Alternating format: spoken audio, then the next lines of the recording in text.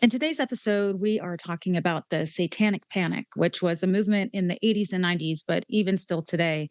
And we're discussing how witchcraft and Christianity actually have some surprising similarities. So buckle up. You're listening to Runyons Have Layers, the podcast where two siblings explore the many layers of life and mental wellness, where vulnerability meets strength and where every shared story is a step towards self discovery. Join us as we peel back the layers. If you would like to be notified of upcoming episodes, sign up for our email list at runyonshavelayers.com. And don't forget to share this episode with a friend and leave us a rating or review.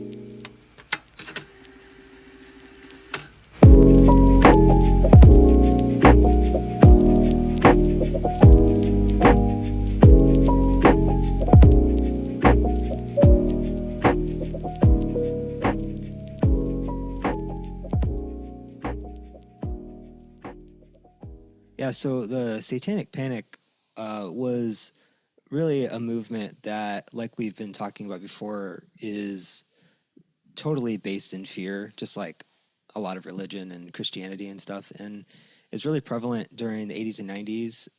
And it was essentially a way for people that were scared about things that were happening in the world, things that were maybe like not going right, or there were some crimes that were happening, and they would blame it on Satan and how Satan is like taking over our children and like kind of, running amok and doing stuff in on the earth. And, a lot of people would say stuff. I mean, I didn't live during the 80s completely, but just in my research, people would say like, oh, like the rapture is happening, or these are end of days, which is a very still prevalent thing that gets said anytime.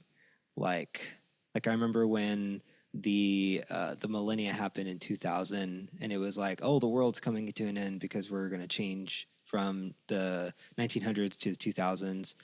And like when Barack Obama got elected, there was like, oh, he's the Antichrist. Like there's a lot of still very modern examples of the Satanic Panic, so to speak. But it really came into popularity in the 80s and 90s.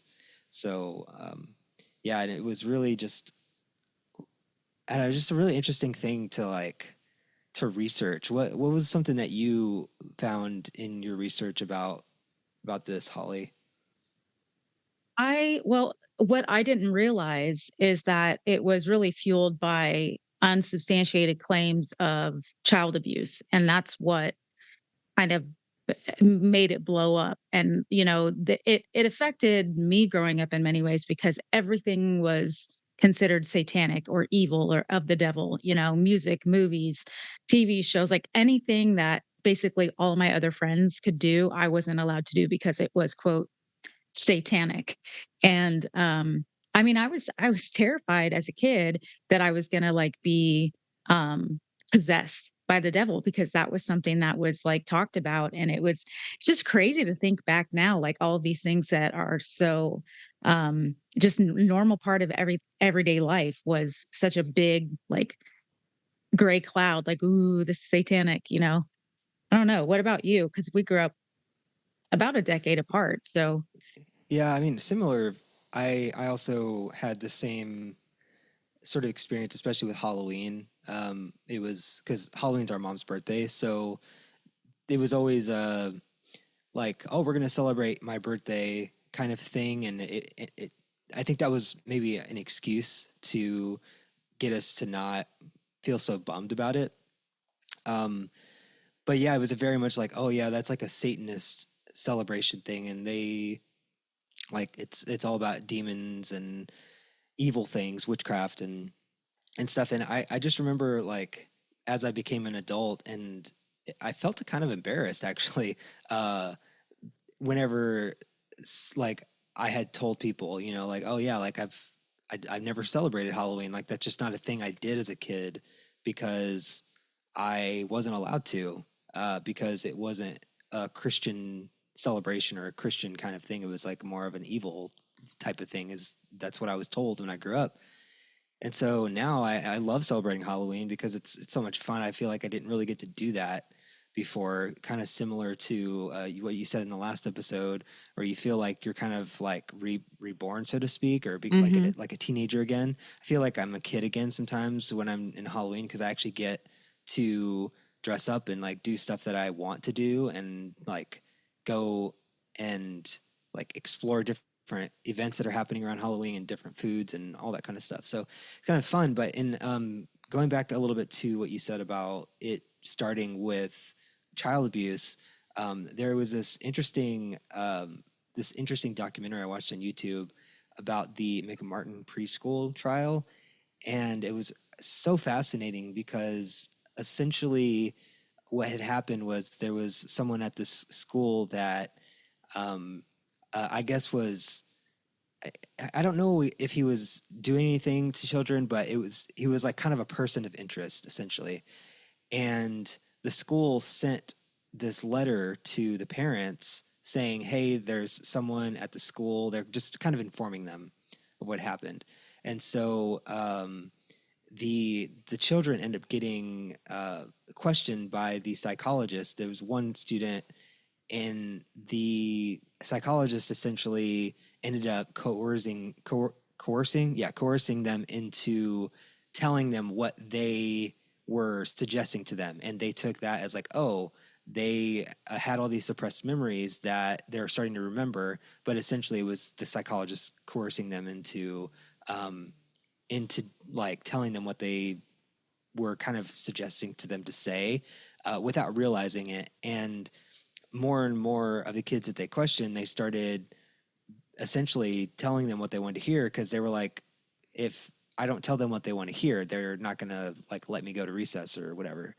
And Mhm. so they had all these kids, and even today in interviews, the children and the parents, they still believe that like there was like this tunnel that was in the bathroom that they went into, and like just like really outlandish, crazy shit that they were convinced of, and they blamed it on Satan and how Satan was like, controlling children and like doing all this really terrible stuff to children, when in reality it was just that they were convinced, that they were essentially gaslighted and Mhm.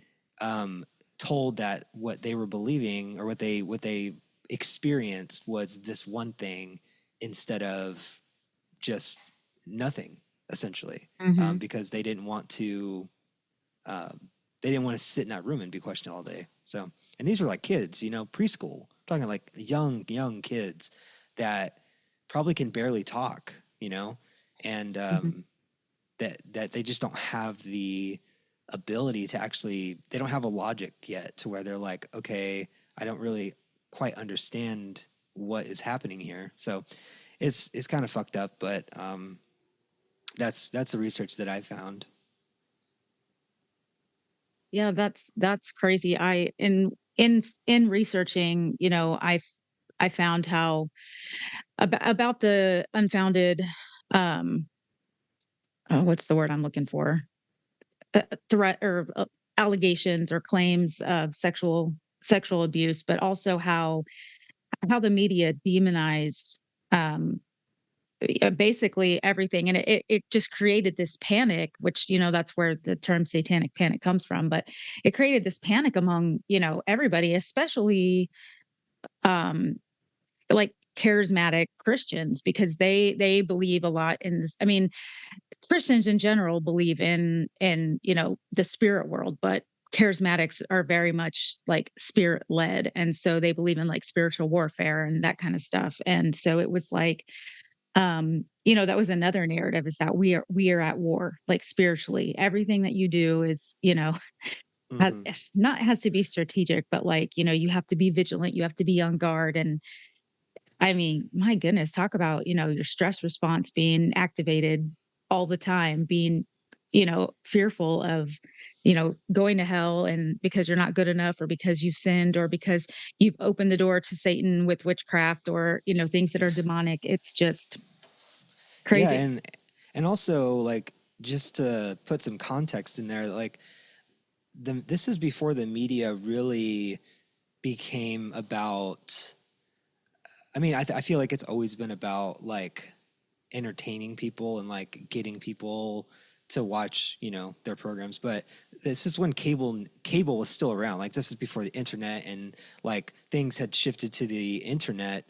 And so like news was more, I would say newsworthy. Like I feel like news outlets were more concerned with reporting things that were actually happening and factual and it was less sensational and just kind of like saying whatever is going to get someone to watch their program, which I feel like is more. That's kind of like the path more that they've taken is that it's more about entertainment than it is about news and um, so I say that to say that it's I think it's an important context because I think people back in the 80s and 90s during that time when this was happening, you know, when you hear a news organization reporting these things, you take it a little bit more seriously than I think you would take it in this day, because it's entertainment, and it's you kind of hear crazy stuff on the news all the time now, and so yeah, I just Yeah, want to and mention that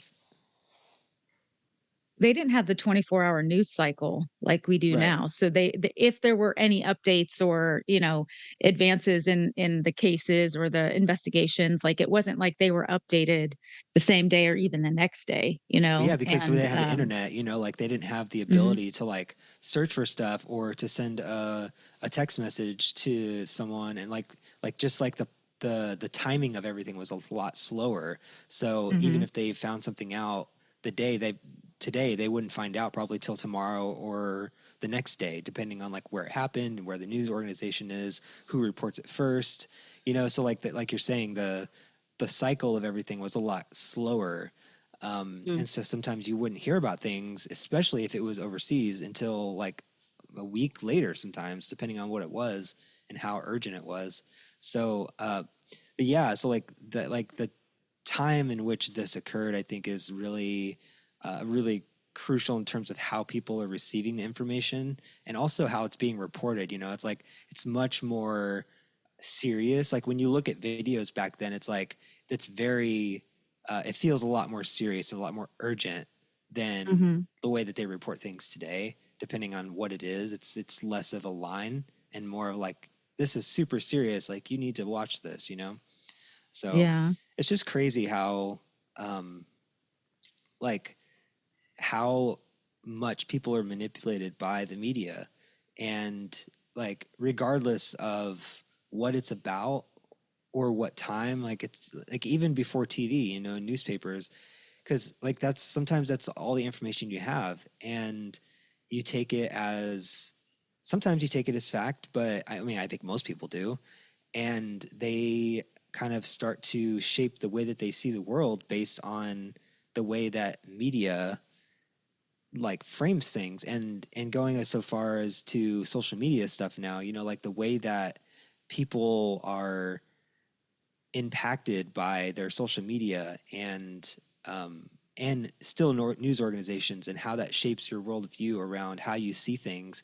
It's pretty profound, I think, and I think a lot of people don't realize that, and I think a lot of people don't probably talk about that. But I think that's in this context, I think it's an important thing to mention that the the things that we take in and we input, it does affect the way that we see the world and how we view certain subjects. Yeah, and also to add to that, because they didn't have the internet and the 24-hour news cycle and all of that, they were left to their own imagination and their own devices. And then also, you know, Christians tend to surround themselves with like-minded people that believe what they believe, and so it just fuels the fire. And the feeling or the desire to pray and protect yourself and spiritual warfare and all of that. It was like a vicious cycle within Christian circles.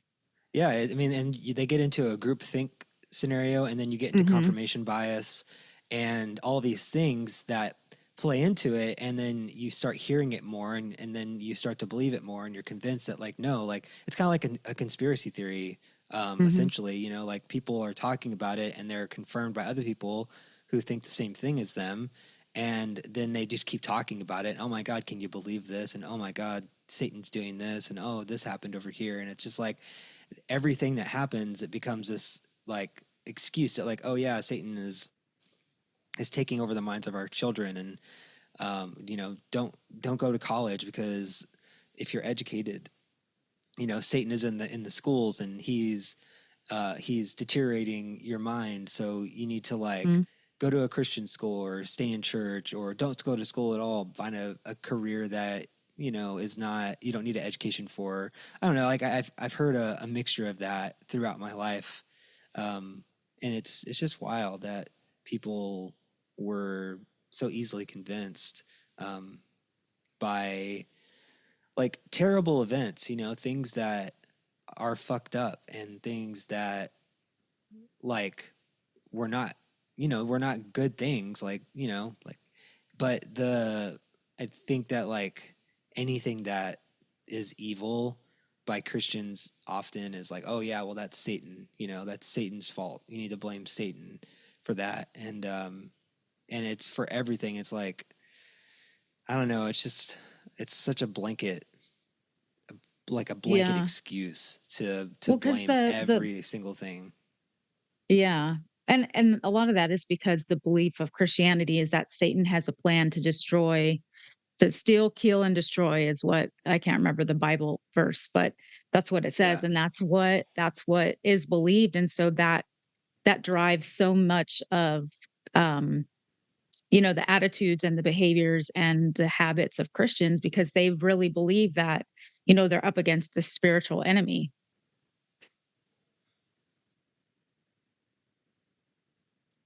Yeah, I forgot about that verse. But yeah, that was something that we heard a lot growing up. I feel like at least once a month, that was a verse that the pastor would quote, or during like the altar call. Um, that was something as like a way to like, I don't know, I'm not convinced, but like I just feel like there was like it was like this opposing juxtaposition of like, you Mm. know, this is who God is, and then this is who Satan is. Like, which one do you want? Again, going back to this dichotomy idea that I mentioned a few episodes ago, where like it was drilled into me that there's only two options. There's this really great option, or there's this other option that is much less desirable. And it was always for me this choice of like, which one do you want more? And that's just not how the world works. So Right. Well, yeah, and it's reinforced by, the Bible because it says that, God gives it, I'm shocked at how much I can't remember about like this thing that I used to have memorized, but somewhere it says, that you have choice between life and death, which is, God or like evil or not evil, and to choose life, giving you the idea that you actually have a choice. But then, as we've talked about before, it's not really a choice because in Christianity, it's like, come as you are, but not like that, or, not with those beliefs. Eh, yeah, yeah, and I feel like um, the like the more progressive that Christianity has gotten over the years, especially since internet and social media, and like I feel like it's become more progressive. Not every church is like that, but when I was growing up, you know, like it could have been the church I went to that was just, it felt so fucking old fashioned, like that it was still like in the 80s, and it was like, you know, 2000s or something. And I was like, I just don't understand. Like they didn't even have drums still. And like that they're in their worship team for like, I don't know, in certain scenarios. I don't know. There's just like, it just felt very old fashioned to me. And so that could have been why I felt like the church was a little bit more judgmental in my experience. You know, I haven't gone to church since I was an adult, so I don't know what going to church is like now, and what it was like, or what, you know, what it was for you. in terms of kind of like the come as you are sort of thing. But I just remember that there was this idea that, yeah, you can come as you are, but uh, Jesus will change you into the person that you're supposed to be, or something like that. And it Mhm. was always about changing you. And I think that they framed it as a way of like becoming a better person, um, which I think is, that's good. I think everyone should work to become a better person in whatever way makes sense. But it sort of was this way of like, yeah, like, I don't know, changing you to be a different person that was more acceptable is, I think, the Mhm. subtext of like the way that you are, like, yeah, come as you are because we want you to be a Christian, but there's an expectation that you have to act a certain way and you have to look a certain way and you have to speak a certain way. And there are certain ways that are not acceptable. And it was very clear in church that you had to perform a certain way, Mhm. because if you didn't, then you were a backslidden Christian, or you weren't devoted enough, or you were sinful, or whatever. There was a whole list of things that people might say, and so it felt very much like you had to come and you had to perform. You had to be in a role, and if you didn't want to fit into that, then you were like on the outside. Yeah, it's funny that you mentioned backsliding because even if you know we were to say celebrate Halloween or go watch a rated R movie or listen to secular music or whatever, then that was considered like having one foot in the world and one foot in the church or with with God or Jesus or whatever, and that was considered lukewarm, which again was considered bad. And it's like I haven't heard that term in a long everything. time. I You're a know. Well, lukewarm yeah, Christian. yeah. Oh my God. And that Yeah, takes me you had back to to always be. like, to, what's it called? Youth group. Mhm. Yeah. Yeah, that was And something very then, I mean, popular that they said in youth group. talking about, the Bible and its crazy verses and ideologies, is the verse says, "If you're lukewarm, that God will spit you out of his mouth." Like, Yeah. what is that? Yeah, it's kind of, that's a Especially weird. as a kid, like, thinking because we were taught the Bible was literal. So, Hmm. like, as we talked about before, like a fiery, hell, like a fire spinning it. I don't know. I don't know. It's crazy. I never quite understood that, but I did always feel the pressure to be, like you said, in this role and performing, and so I never did a whole lot of um, or research or exploring or anything with any other type of religions. All I ever heard was that witchcraft was satanic. That rebellion was the same as witchcraft. So I remember I was thinking about this the other day. Um, if anytime I used to talk back, which that's a whole other issue in itself, voicing your opinions and your Oh thoughts and yeah. all that, but Man, I that got in that so was much trouble for considered, that. yeah, that was considered rebellious, and then Oh, dad would absolutely. say, "Quit being rebellious," and it's just interesting how everything leads back to fear. Everything, Hmm. it's like rebellion is the sin of witchcraft. Witchcraft is evil. If I mean, it's crazy. It's crazy. Yeah, So the way that I it I informs everything that we do in life, like something as simple as like disciplining a child that is rooted in that Christian value, and how, not really a value, but like the, I guess, principle, of using fear to like get someone to comply with what you're saying. There's so many different Mhm. ways to parent, and that's an example of how that is like like trying to think of the right way to say, not subtext, but like the like concealed, I guess, is the only word I can think of right now in the moment. But like, it flies under the radar and you don't really notice it. Mm. It just kind of like, it gets into your psyche and you just kind of start to mimic it, because you're hearing it over and over, you're reading it over and over again, and it Mhm. goes into Subconsciously. these, Yeah. yeah, subconscious, yeah, that's the word. And yeah, it just kind of gets into all these different avenues of your life, and it starts to inform the way that you talk and the way that you Mhm. interact with people. Yeah, and it's interesting when you mentioned parenting. I thought of this earlier when we were talking about Halloween, but I chose to raise my kids differently, and I have always let them celebrate Halloween and have always let them go trick or treating and dress up, and we hand out candy and all that kind of stuff. And for a long time, even when I was still going to church, I felt um, not guilty, but like, I was lukewarm. I had one foot in and one foot out. And, that took me a while to get over and not really care about. Yeah, I mean, just talking about witchcraft and all that kind of stuff. I mean, it took me a little while to be okay with doing Halloween type stuff, just because that's what I always heard. That like, oh, this is evil, or this is gonna conjure some sort of evil spirit, and they're gonna be attached to you, and they're gonna be like, trying to like take your mind over, and like just like really crazy stuff.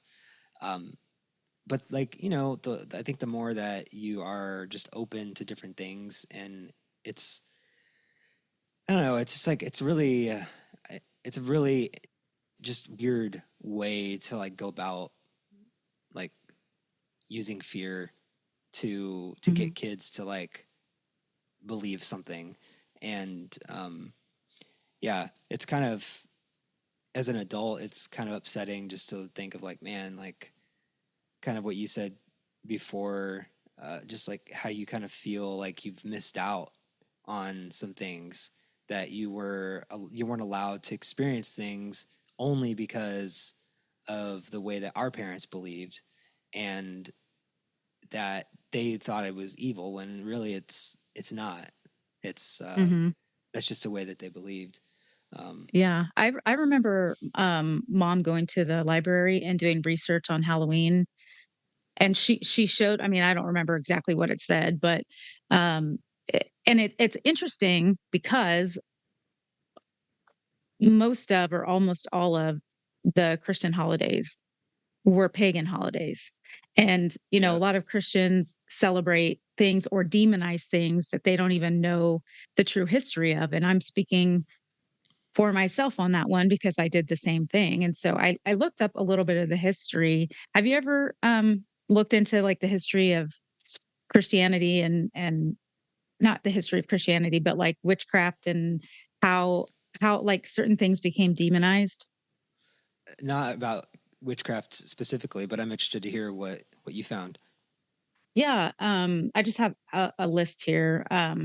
But it's so before the 1300s, Christianity coexisted with all different kinds of magical practices. And I don't know exactly what that means, but now in the current version of the Bible, magic is not acceptable. But it became, the church cracked down on magic, and they viewed it as heretical, demonic, any of those things. And so witchcraft or magic became demonized and persecuted, and that's, the witch trials and all of that.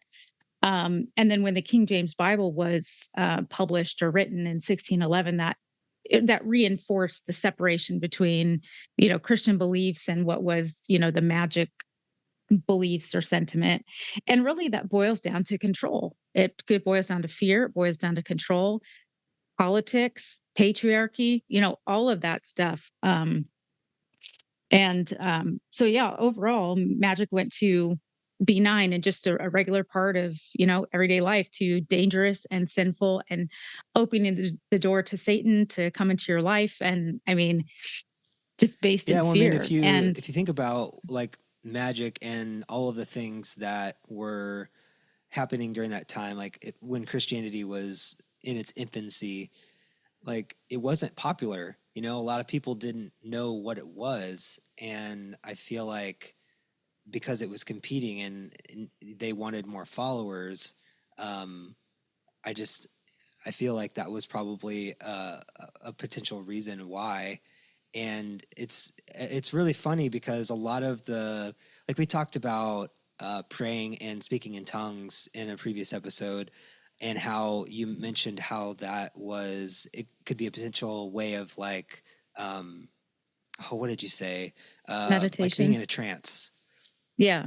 Mm. and like that's very similar to something like a shaman, that is coming, and they're doing some sort of ritual, a ritualistic Mhm. thing, which if you really think about uh, like speaking in tongues and like praying and or meditating, whatever you want to call it, it's all a ritual. You know, it's a practice. It's something that you do and that you do a ritual for. You might pray in the same place every time. You bow your head. You close your eyes. There's this ritualistic thing that you do when you pray, just like a shaman might go and they have a specific chant that they say. They have a specific items that they bring with them. They might burn incense. There's like, I think there's different rituals that people that they use to get them in the zone, that get feel makes them feel relaxed. They feel like they can open up to trying to um, whatever they're trying to do. If they're going to channel something, or if they're praying, if they're Christian. Like, so I think that if you look at everything equally, like they all have their ritualistic um, attributes to them, and it is very similar to the way that people do things in Christianity. But people, for some reason, they don't like those kinds of terms are not used in Christianity, like ritual and Mhm. um, practice, and I don't know, like things that are like more secular. I think it's less of a it. Those terms just aren't used because I think maybe they're associated to witchcraft historically. Yeah. Yeah, and, it's funny because I remember reading or being a part of a conversation where somebody said that Christianity and witchcraft are very similar, and Catholicism, because of the rituals and you know, the the symbolism of water, like for baptism or holy water, and then the blood, like the blood of Christ, and like all of those things, saying the rosary, daily rituals, like you were talking about, praying, devotion, Holy all that kind water. of stuff. Yeah, is the same in Christianity. It's the same act, but yet because Christians think that they're, I don't want to say better than other people, but their way to believe is the right way, everything Mhm. else is demonized. And that includes all other religions, not just witchcraft. And Because and all religions that and Christian, like different sectors of Christianity as well, like Mhm. Catholicism and Protestantism, and even like non-denominational or Baptist or whatever. Like it doesn't matter. Every single setting I've been in within Christianity, they all think that their church is the right way, or that their like sector is right. Like Baptists think that they have the right view, and Protestants or Pentecostals or um, non-denominational. Like it is crazy. Like it doesn't matter. It doesn't even have to be a different religion. It can just be like a different type of church, and they feel like, oh yeah, like they have it wrong over there. You should stay here. And it's all about like selling and converting Mhm. someone and be like, yeah, you need to come to our church where you can get the true experience of what it's like to be a Christian. So Right. Yeah. I find it funny that one of the things that stands out to me the most is, prayer is a huge, huge part of being a Christian, and praying is essentially the same as casting a spell. And, mm-hmm. and of course I'm laughing because I didn't realize that either. But, it's like when you Yeah. actually break it down, and when you, actually have some independent thought and kind of remove yourself from the bubble, it seems very obvious. But when you're in it and surrounded by it, um, you don't, or at least for me, I thought the same thing. I felt pity toward other people who, didn't know the truth or didn't believe the right way that I did. Um, Yeah, I Man, mean, that's even crazy to think about. whenever you're in church, and I mean, I've heard the pastor say stuff like, I cast you out, Satan, like get out Mhm. of here, like just like stuff like that. Like that is, like you're saying, a spell. Like you're essentially praying that, whatever, like the words that you're saying is going to have some sort of effect on the devil, and that the devil will like, be able to not stay within the confines of the church, or to leave someone else alone, or whatever, like especially if you go to like a prayer night type of thing, and someone is like, oh, I have this illness. Like I think of Benny Hinn all the time. Mhm. And not all the time. I don't think of him all the time, but like right now I'm thinking of Benny Hinn in this particular context. That'd be really weird, right? Um, Yeah. and it's like, and if no one knows who Benny Hinn is, you need to Google or YouTube Benny Hinn and see like the craziness that happens. Like he just like hits someone on the forehead and they just like fall out, you know? Mhm. And like he has this like supernatural power that God is just like giving him, and he has the Holy Spirit to just heal people and do all this crazy stuff. And there's all kinds of different rabbit holes you can go down in YouTube about mega churches and the way that people are doing things and they're corrupt and making. There's a whole slew of things that we're going to go into, especially in church finances, about that, I'm sure. But it's just it's really interesting in this context to think about people like Benny Hinn.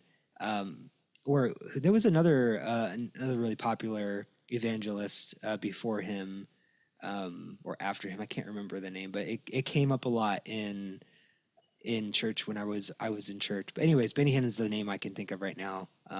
Where they essentially they're using some sort of spell, or they're doing some sort of like witchcrafty type thing, but it's framed in this church Christianity bubble, and it's accepted Mm. because it's God that's doing it. It's not a witch or the devil that's doing it. So it's okay if God is doing it, but if the devil is doing it, then it's evil and you shouldn't believe in it. But it's literally the same fucking thing.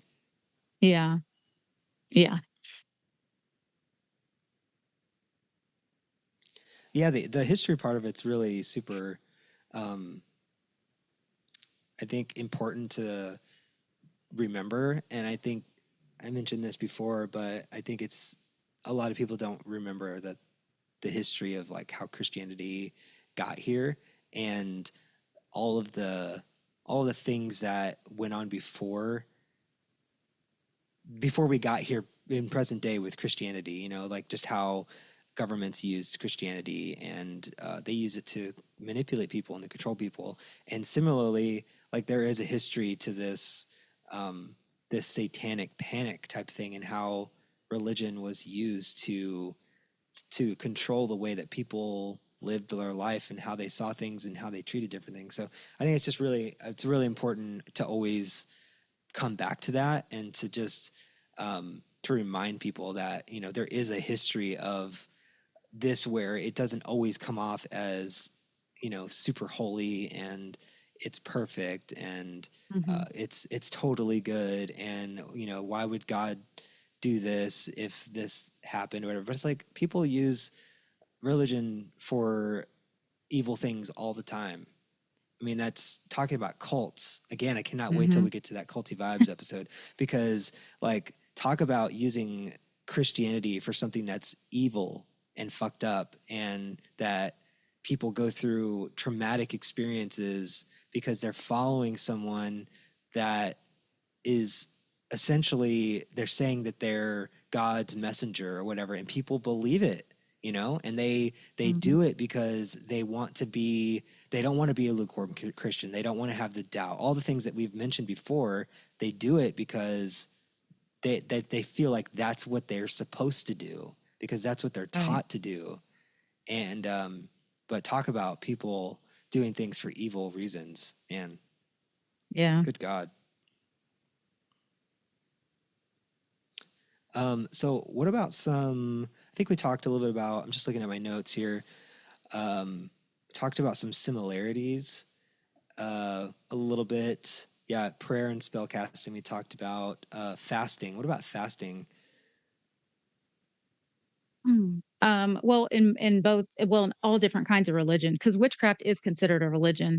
Fasting is used to purify themselves, their mind, to enhance, to be able to hear more from the Lord or hear clearer. So, like, enhance spiritual receptivity, and all different religions use that. But in Christianity, fasting is like this.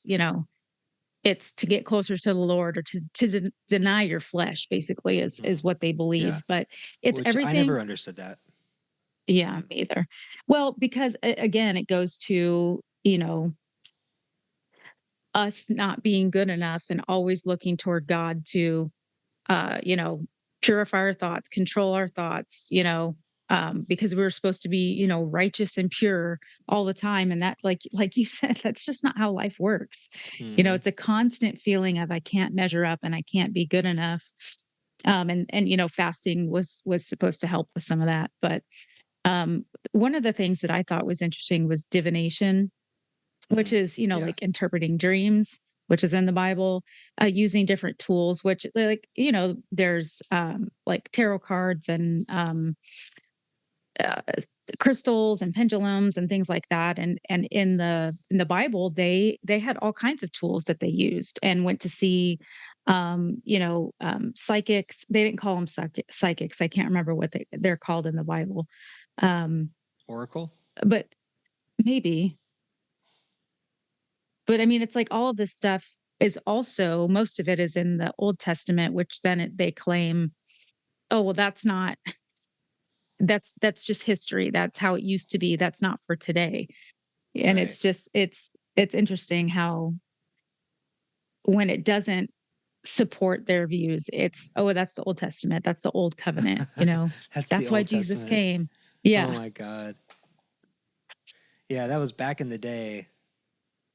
Things have Hmm. changed since then.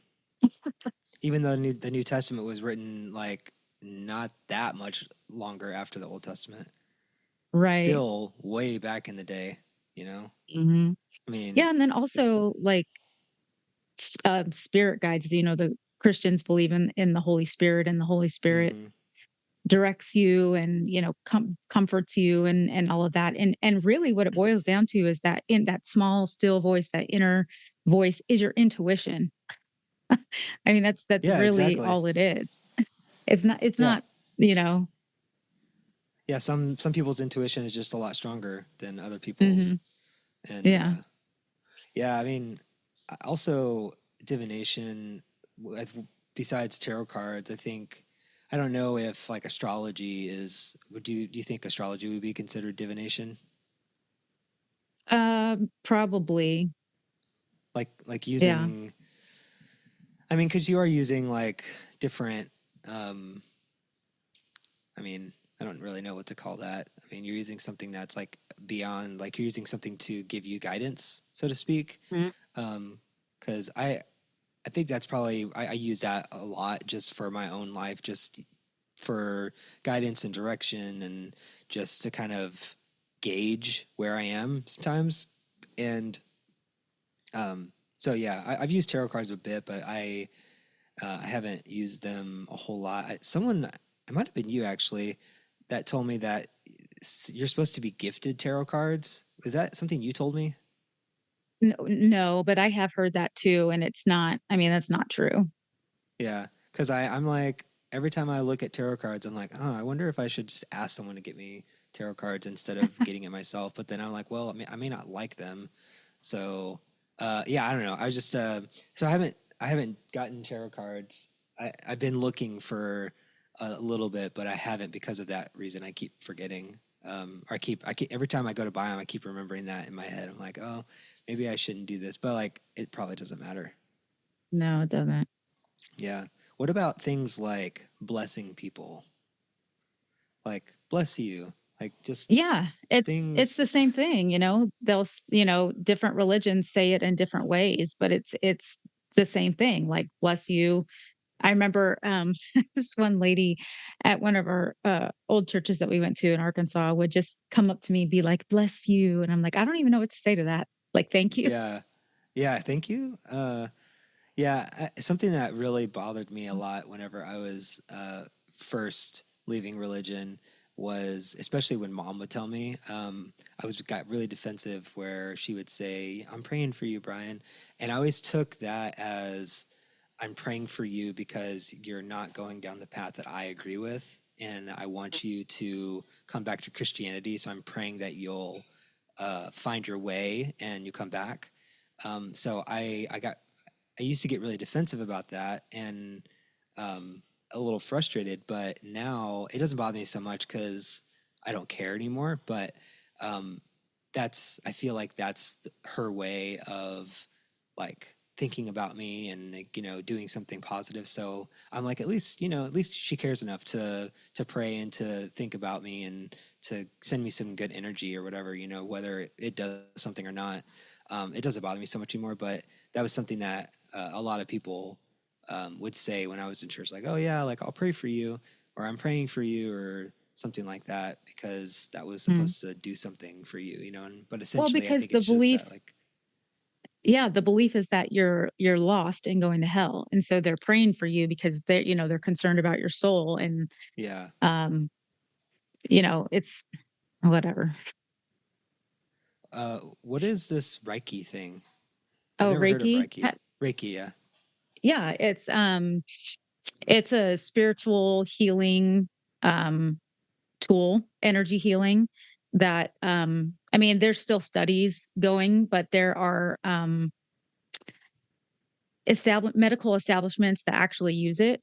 And it's funny how it's like demonized as, witchcraft, but it's, being researched scientifically, and also specifically in the Pentecostal and charismatic um, parts of Christianity, they do pretty much the same thing: the laying on of hands and speaking in tongues and Reiki. Um, it can be hands on or hands off, but it's essentially the same thing. You set an intention, focus your energy, and you use your hands, and it's literally the same thing as praying for someone, laying your hands on them, and Huh. but Interesting. the difference there is that you are with Reiki, um, using your energy, and with Christianity, you're doing things in the name of Jesus, like that he's Right. working through you. Yeah. And, that's interesting. That's interesting to me how, um, you know, Christians believe that Jesus lives in us, in our heart, that he works through us, all those kinds of things.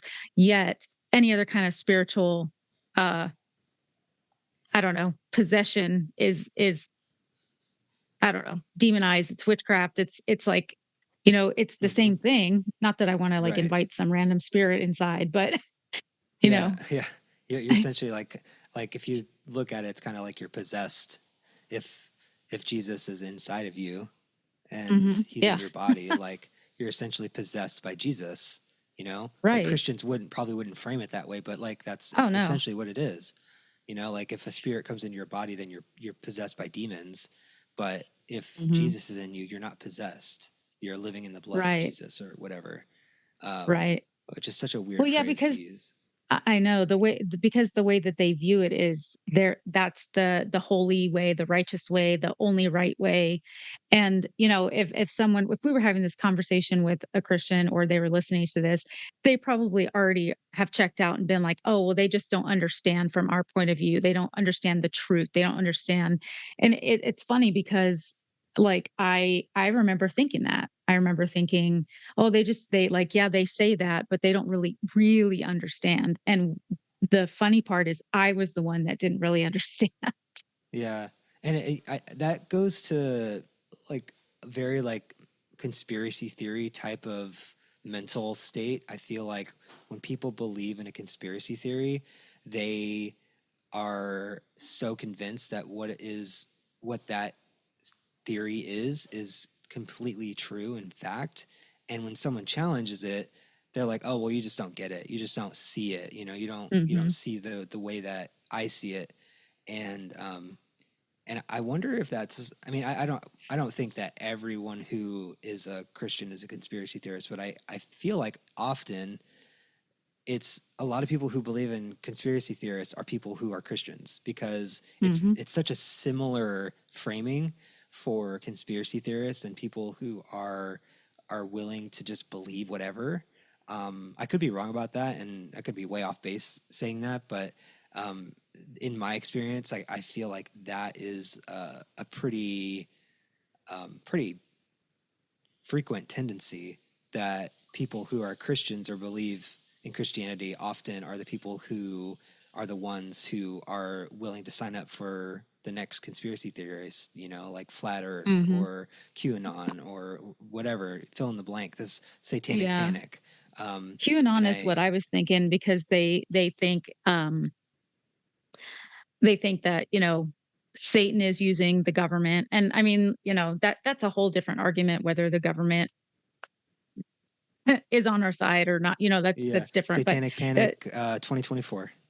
I know, right? That Satan is infiltrating the government and using people and the Hollywood elite, and I'm not saying that there isn't abuse, but in the way that they are talking about, like drinking children's blood and like all this kind of stuff, it's like Fucking it is. You're crazy. right.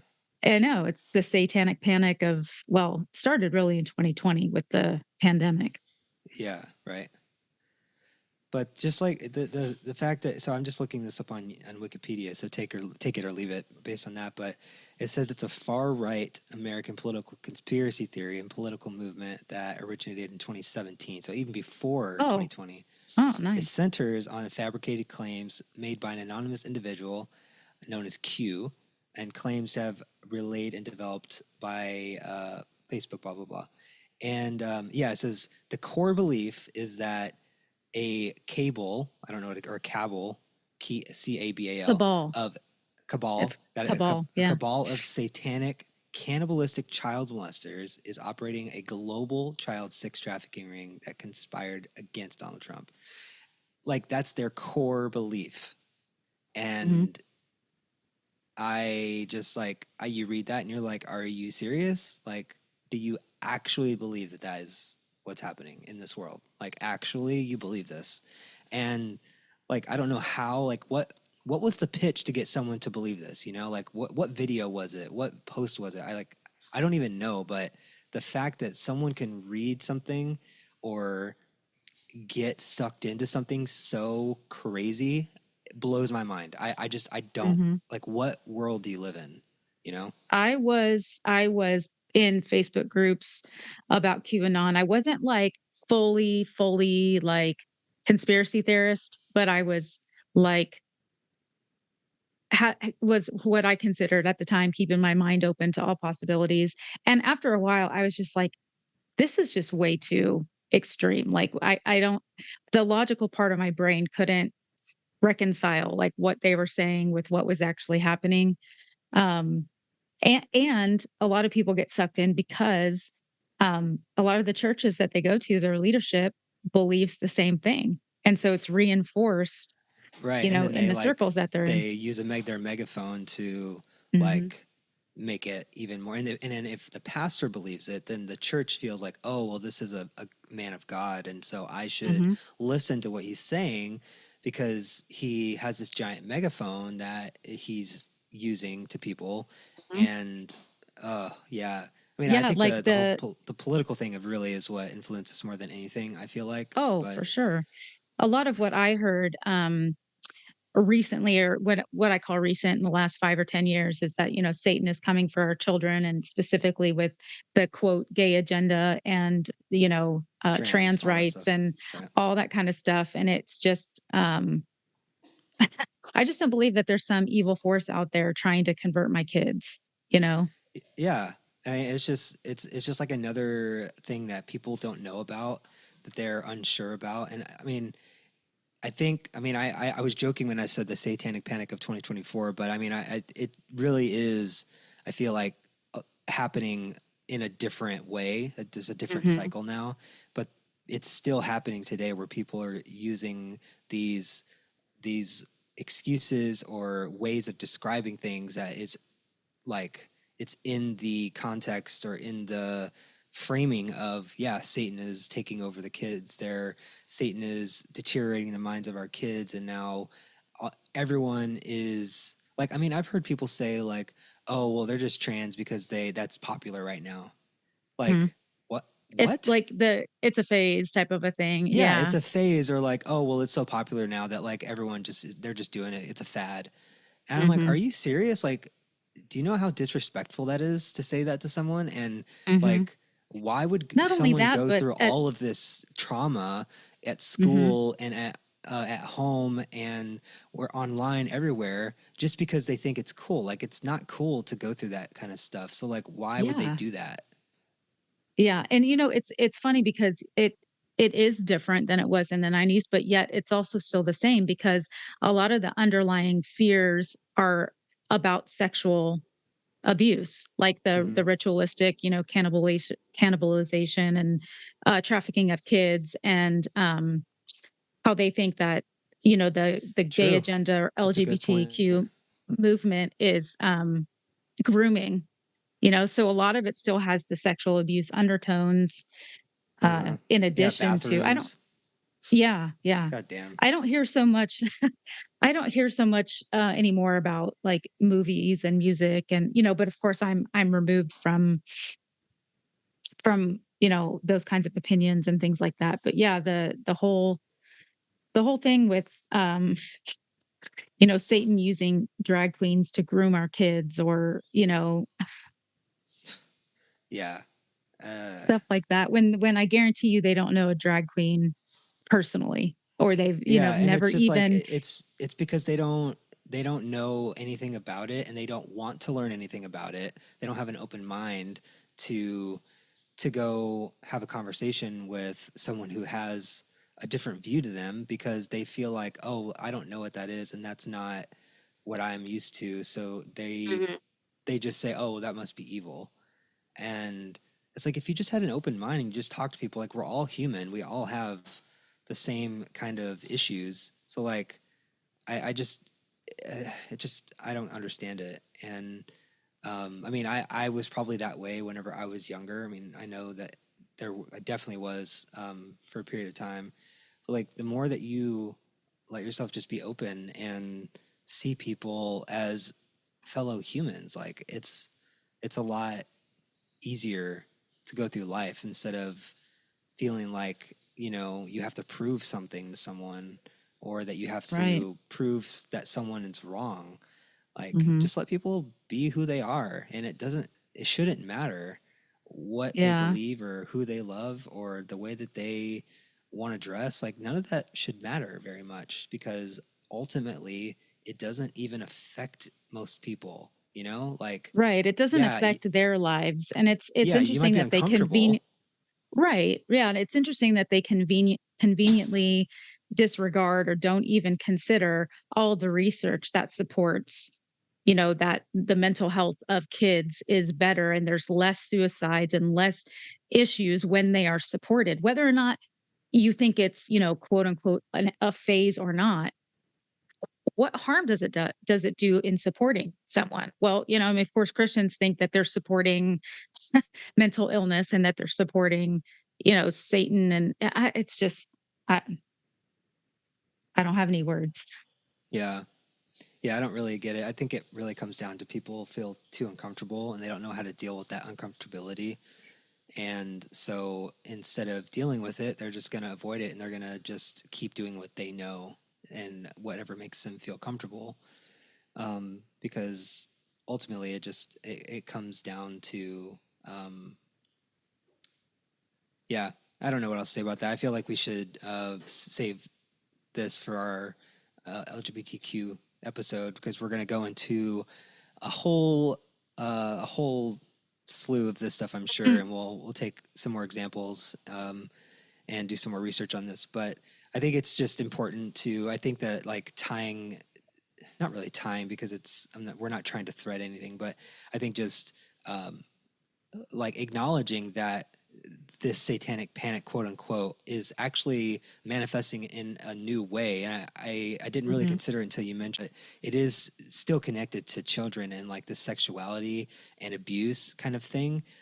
Because, like we mentioned at the beginning of this episode, it was about the example I used, the McMartin preschool thing. That was about like like children being molested in a preschool, and now, fast forward in 2024, we have a lot of these issues, and even before 2024, a lot of issues surrounding children who are, being trans and things like that. So um, I think that that is a very like, it's a profound connection between those two different periods of time, and seeing that arc is still there, Mhm. and um, and it will continue to be. I'm sure there's other examples of even before the 80s of this kind of thing manifesting, and Sure. it wasn't as public as it was in the 80s and 90s. Yeah, that's true.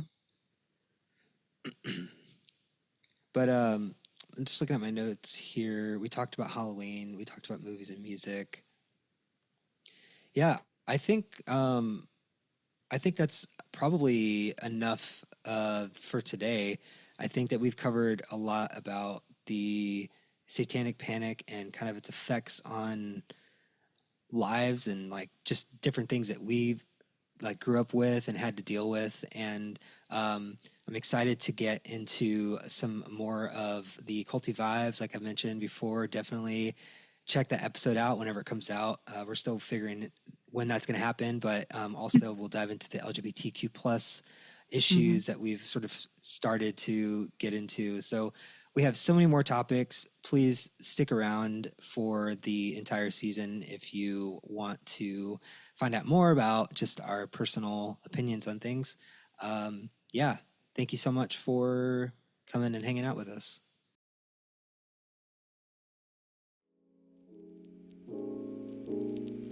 Thank you for joining us and peeling back the layers today.